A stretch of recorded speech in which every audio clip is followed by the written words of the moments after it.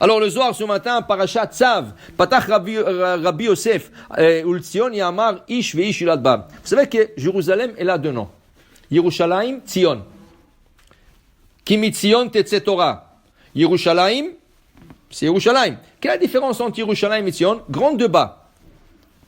Les commentateurs se débattent. Qu'est-ce que c'est Tzion? Qu'est-ce que c'est Jérusalem? Est-ce que c'est un synonyme? Est-ce que...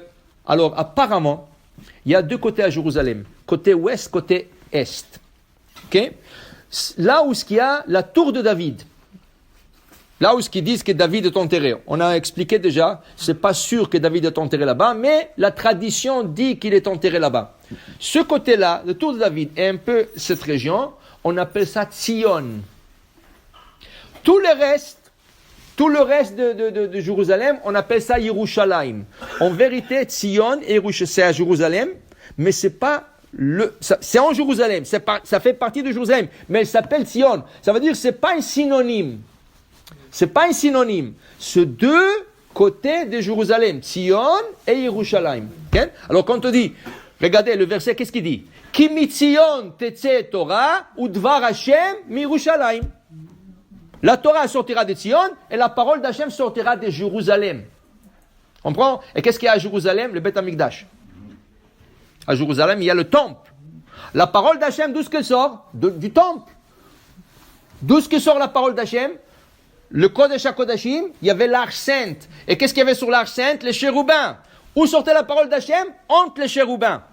Le deux chérubins qui faisaient comme ça avec les ailes. La parole d'Hachem sortait de ces deux chérubins vers l'extérieur. Et qui s'y entendait? Moshe Rabbeinu, Shlomo HaMelech, tout cela. Alors, Ki mitzion tetze Torah. La Torah se trouve à Tzion, Migdal David, avec les Chachamim, tout ça. Mais l'autre côté, Jérusalem, qui est le Beth Amikdash, où Dvar Hashem, la parole d'Hachem sortira de Jérusalem. Ici, il dit que celui, Vitkadishtem, Rabbi aussi dit, Vitkadishtem Vitem Kedoshim, vous allez vous sanctifier afin que vous serez saints. Il dit ici, tout celui qui se sanctifie dans ce monde sera sanctifié dans l'autre monde et dans ce monde. Et tout celui qui s'impurifie, il vient se purifier et on le impurifie. Alors Rabbi Haya, il dit, comment c'est possible? Est-ce que le ciel peut impurifier quelqu'un? Le ciel, c'est que Kedusha, c'est que sainteté. Est-ce qu'il y a l'impureté dans le ciel? Le ciel, c'est pur. Où est l'impureté?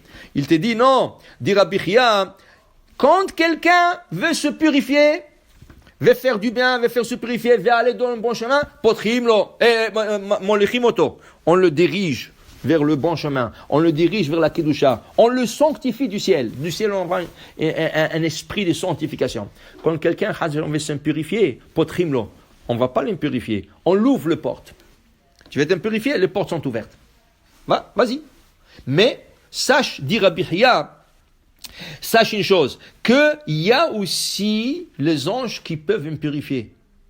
Tout le côté de l'écorce, l'écorce du mal. Tout ça, ça peut impurifier. Et la personne qui veut s'impurifier, ces anges-là, ils l'impurifient. Et ils les dirigent dans le mauvais chemin. Alors, celui qui veut faire attention à quelque chose, celui qui veut faire une certaine, plus que la normale, on va l'aider. Celui qui se laisse, on ouvre les portes.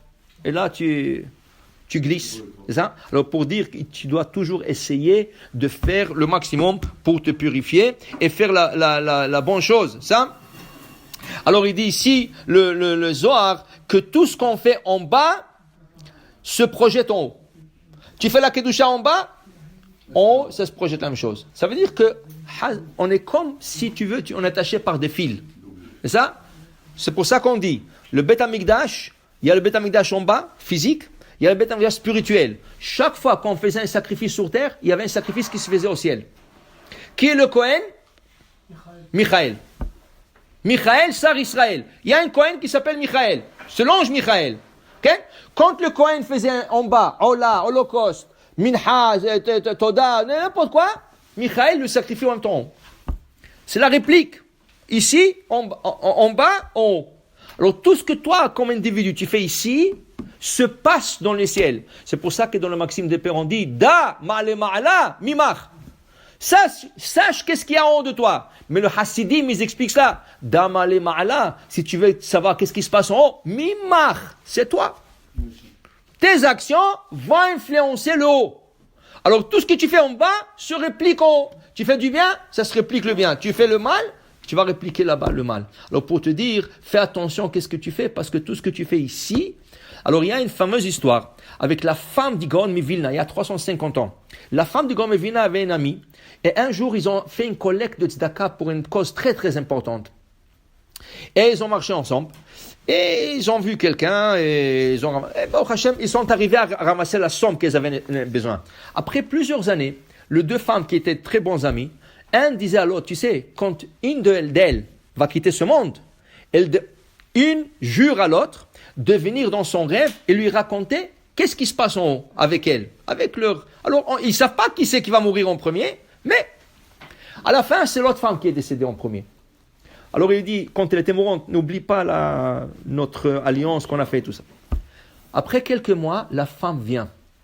Il lui dit, tu t'imagines pas quel mérite nous avons tous les deux. Toi aussi, tu as beaucoup de mérite. Moi, je trouvais mon mérite là-bas. Mais il dit, tu sais, c'est quoi le plus grand mérite qu'on m'a dit que j'ai fait dans ma vie? Hein? Il y avait un monsieur, et on avait besoin un peu compléter la... Tu te rappelles, on a ramassé ce jour-là le tzedaka. Il y avait un monsieur, et moi je lui fais avec la main, venez, on a une mitzvah pour vous, venez. Et je lui fais comme ça avec la main. Et il dit, dans le ciel, la plus grande récompense qu'on m'a dit, c'est pour la main qui bougeait en lui disant, viens ici. Tu comprends? Tu fais des fois une mitzvah, tu bouges la main pour une mitzvah, en haut c'est enregistré, il a bougé la main pour une mitzvah. Mais il a dit, c'est pas n'importe quelle paye. La plus grande paye qu'on nous a payée, pas la tzedaka qu'on a ramassée, c'est pour la main qui a fait venir ce monsieur pour nous donner la tzedaka. Alors on ne peut pas s'imaginer, on ne sait pas. Alors tu bouges la main, tu bouges le pied, tu bouges l'œil, tu bouges la tête, tout est enregistré en haut et une récompense extraordinaire. Comme un miroir. Alors pour dire, voilà, tout ce qui se passe en bas se passe aussi dans le haut. Baruch Adonai Le'olam, Amen.